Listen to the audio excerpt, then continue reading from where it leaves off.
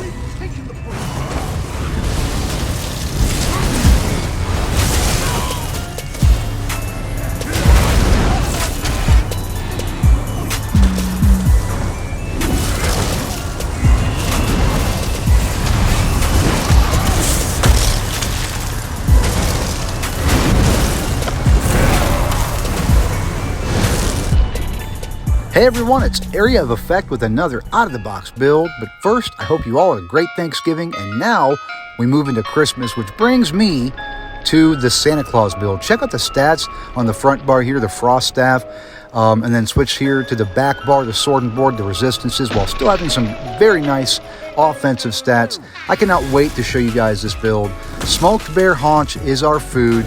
We want all that extra recovery, both stamina and magicka with that max health buff.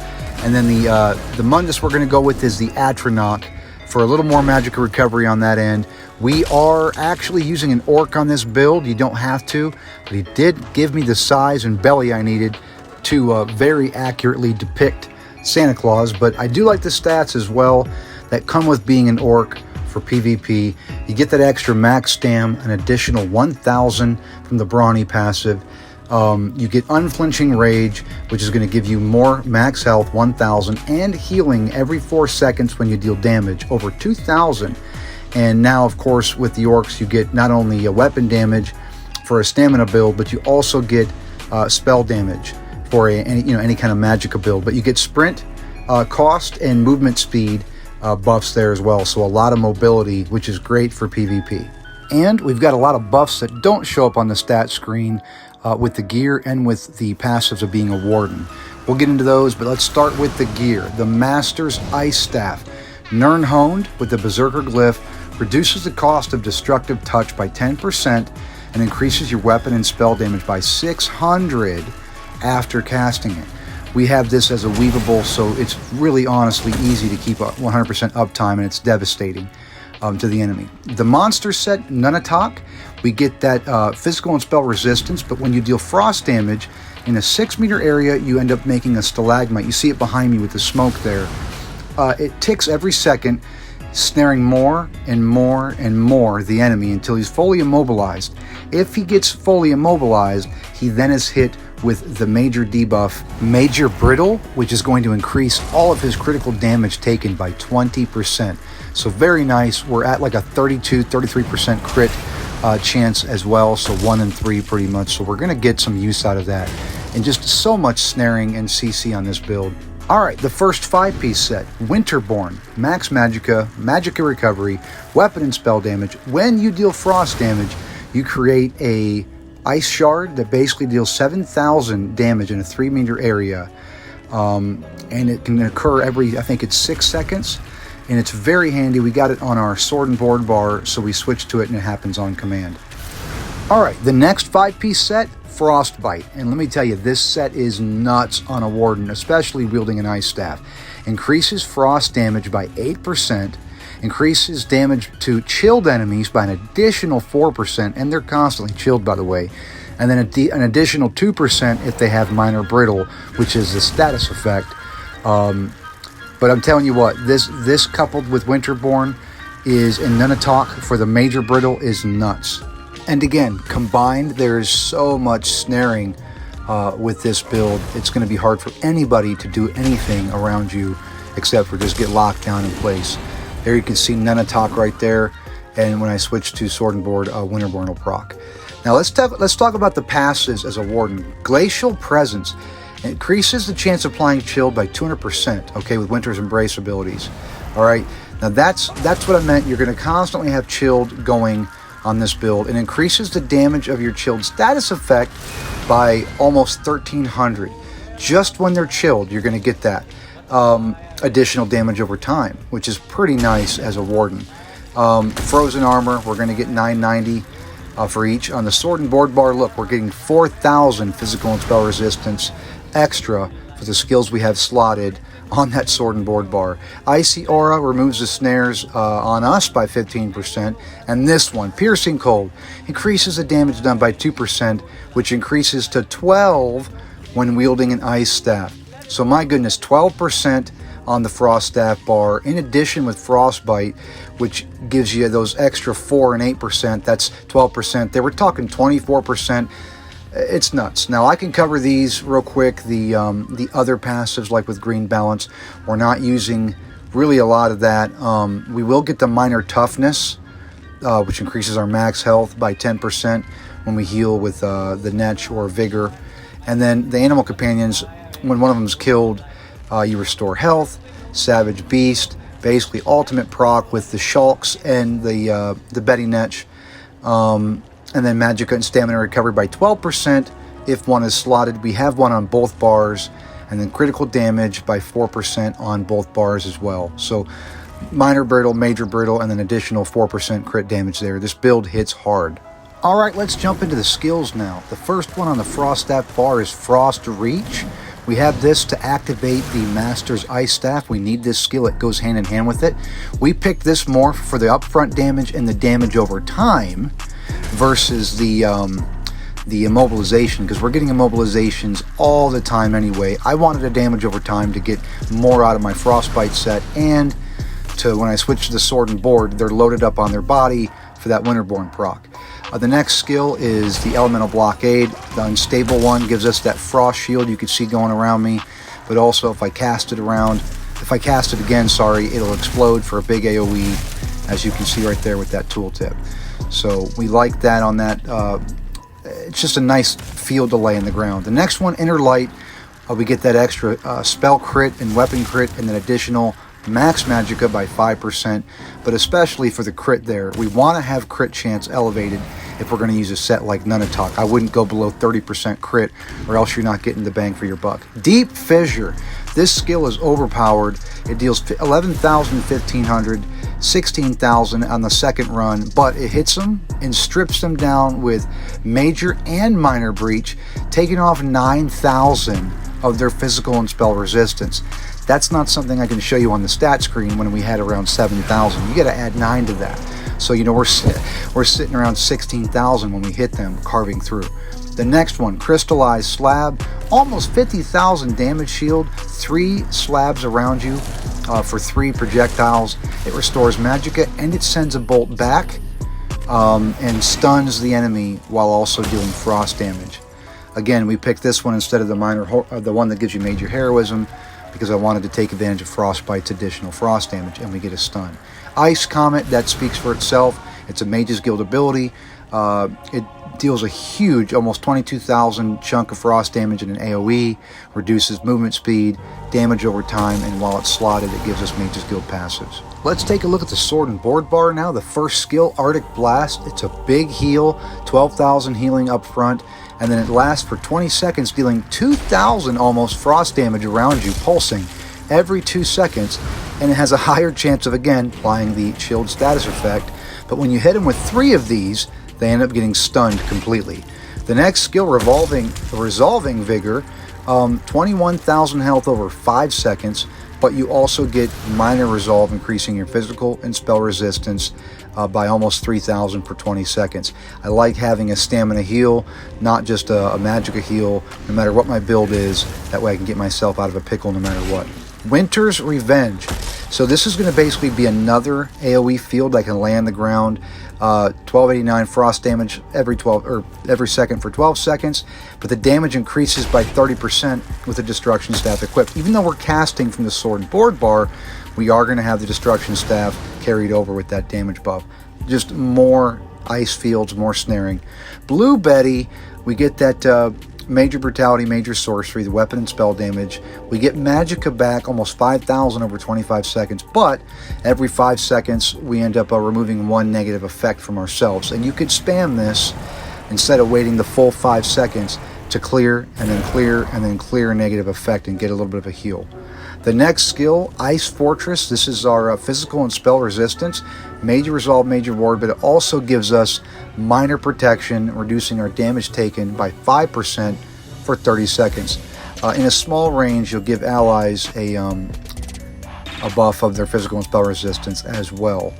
So we definitely want to have this on this build. It just makes our damage mitigation so thick. The final skill on this build is Northern Storm. It's a Warden ultimate. 5480 frost damage every second for 8 seconds. Reduces the movement speed by 40% again, and increases the weapon and spell damage by 300 for 30 seconds after casting. That is insane, while also giving you and your allies major protection. This is our primary ultimate on this build. It's nuts. All right, moving into the final chapter of this build. Arcane Supremacy, going to give us more max magicka, 1300 to be exact. We want to get that magicka up beyond 30k. I like to have it at. Untamed Aggression, more weapon and spell damage, 150 on both of those. We've got Biting Aura, increases the damage of our area of effect attacks by 6%. That's everything we do pretty much except for Frost Reach. So that goes a long way on this build. And the last one is Master at Arms, increasing damage done by direct damage attacks by 6%. Now, we do have a lot of those. We also have damage over times on this build. So, you know, this one you could swap out for something else if you wanted, like Wrathful Strikes or Reaving Blows, to just get a little more healing or a little more power from Wrathful Strikes on this build offensively. On the red tree, Bastion, increasing our damage shield by 15%. That's going to apply to Shimmering Shield, the Elemental Blockade one that we get when we cast a blockade. So we want to have those even higher. That's how I'm getting that shield up to almost 50k. Rejuvenation, 90 health, magicka, and stamina recovery at all times. I use this almost all the time on all my builds. I just like a lot of recovery. Fortified, even more physical and spell resistance, 1700 there. On our sword and board bar, we were above 30k on our resistance mitigation, so I like that. And Boundless Vitality, 1400 max health on this build, brings us up to, I think it was what, 26 or 27, maybe even 28k. But yeah, that's the setup on this build. You can change it how you feel fit depending on your play style if you'd like.